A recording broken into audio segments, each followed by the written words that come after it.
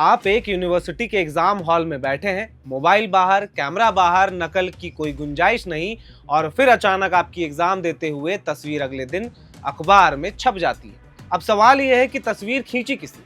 और उससे भी बड़ा सवाल, अगर एग्जाम हॉल में सीसीटीवी ही नहीं था तो यूनिवर्सिटी के पास ये पता करने का कोई तरीका है कि क्या अंदर में क्या हुआ था?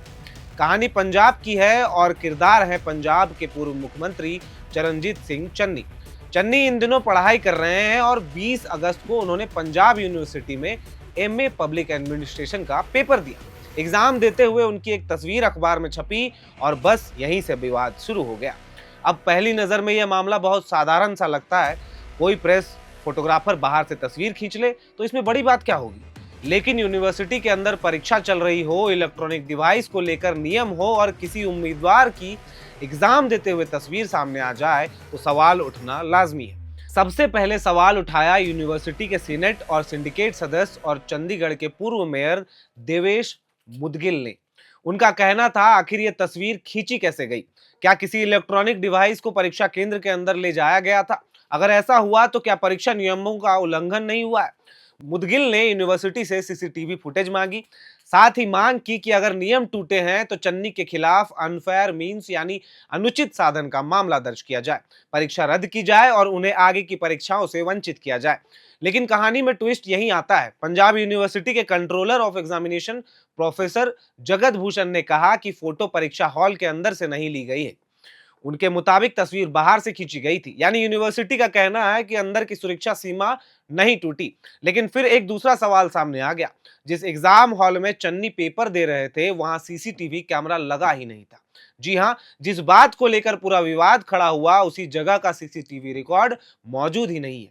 प्रोफेसर जगत भूषण ने बताया कि यूनिवर्सिटी सीसीटीवी कैमरों की व्यवस्था कर रही है और परीक्षा केंद्रों में सर्विलांस सिस्टम लगाने की प्रक्रिया चल रही है। उन्होंने कहा कि उन्हें चन्नी की तस्वीर के बारे में अखबारों से पता चला। अब यहाँ एक बात समझिए, यूनिवर्सिटी का तर्क है कि तस्वीर बाहर से ली गई, इसलिए अंदर की सिक्योरिटी ब्रीच नहीं हुई। लेकिन विरोध करने वालों का सवाल है कि जब अंदर सीसीटीवी ही नहीं तो फिर यह स्वतंत्र रूप से वेरीफाई कैसे होगा कि परीक्षा के दौरान अंदर क्या हुआ। यानी विवाद सिर्फ एक तस्वीर का नहीं रह गया है, सवाल अब परीक्षा की निगरानी और सुरक्षा व्यवस्था तक पहुंच गया है। देवेश मुदगिल ने इस मामले को पंजाब के राज्यपाल और चंडीगढ़ के प्रशासक गुलाब चंद कटारिया के सामने भी उठाया। मुदगिल के मुताबिक राज्यपाल ने मामले को देखने और जांच कराने का भरोसा दिया है। अब दूसरी तरफ चन्नी का भी पक्ष सुन लेते हैं। चरणजीत सिंह चन्नी ने कहा कि उन्होंने कोई सेल्फी नहीं ली थी।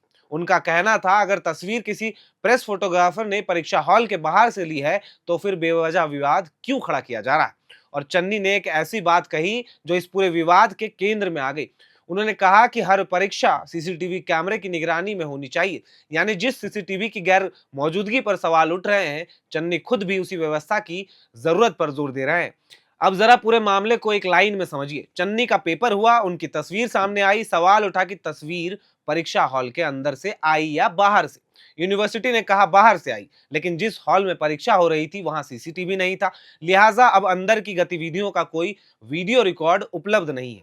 और यही वजह है कि मामला थोड़ा पेचीदा हो गया है, क्योंकि परीक्षा केंद्र में सीसीटीवी का इस्तेमाल सिर्फ नकल रोकने के लिए नहीं होता, इसका एक बड़ा मकसद अकाउंटेबिलिटी भी है। यानी बाद में अगर कोई शिकायत आती है तो विश्वविद्यालय के पास यह देखने का एक तरीका हो कि उस वक्त कमरे में हुआ क्या था। मान लीजिए किसी छात्र पर नकल का आरोप लग जाए, या कोई छात्र कहे कि उसके साथ गलत व्यवहार हुआ, या किसी परीक्षा केंद्र की व्यवस्था पर सवाल उठे, सीसीटीवी ऐसी स्थिति में एक स्वतंत्र रिकॉर्ड दे सकता है। लेकिन यहाँ ऐसा रिकॉर्ड मौजूद ही नहीं है।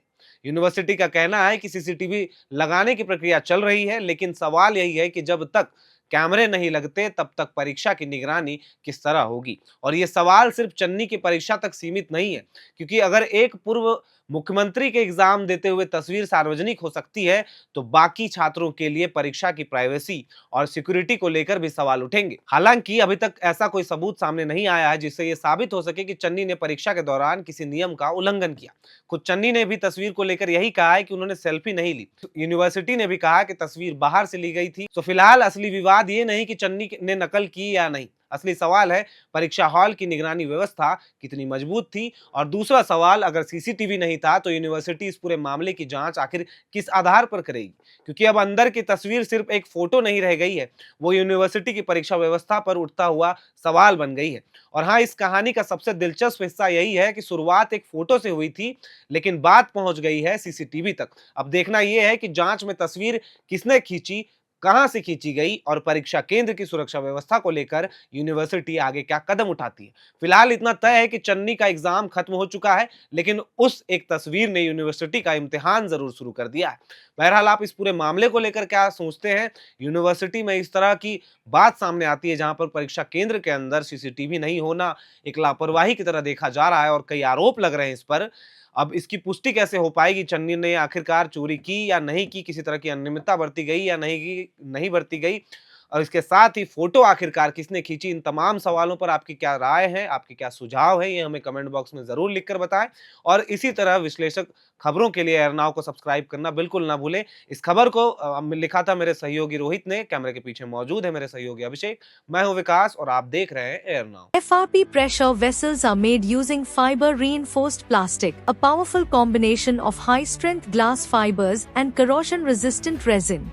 At Duraplast, we manufacture these vessels using advanced filament winding technology. Layer by layer, resin-coated glass fibers are precisely wound over a rotating mold, creating a structure that is lightweight, high strength, and built to handle pressure. The result? Superior corrosion resistance, longer lifespan, lower maintenance costs for industries that demand performance without compromise. For customized FRP pressure vessel solutions,